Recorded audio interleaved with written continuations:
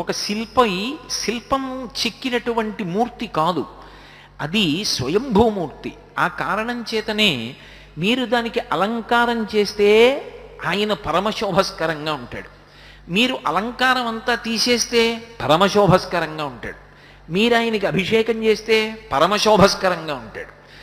మీరు ఆయనకి ఏదో కేవలం పువ్వులతోటి వస్త్రం కడితే పూలంగి సేవని పరమశోభస్కరంగా ఉంటాడు. మరి అసలు ఉండంది ఎప్పుడూ కాదు. ఏం చేసినా అందంగా ఉంటాడు, ఏం చేసినా కూడా మనసుని దోచుకుంటాడు.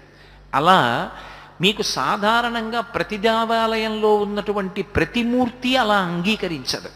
ఒక్కొక్క విశేషాలంకారంతో శోభిల్లుతాయి తప్ప అన్ని రకాలుగానూ కూడా శోభిల్లగలిగినటువంటి శక్తి కలిగినటువంటి మూర్తి ఒక్క వెంకటాచలంలో ఉన్నటువంటి వెంకటేశ్వర మూర్తియే. అది ఒక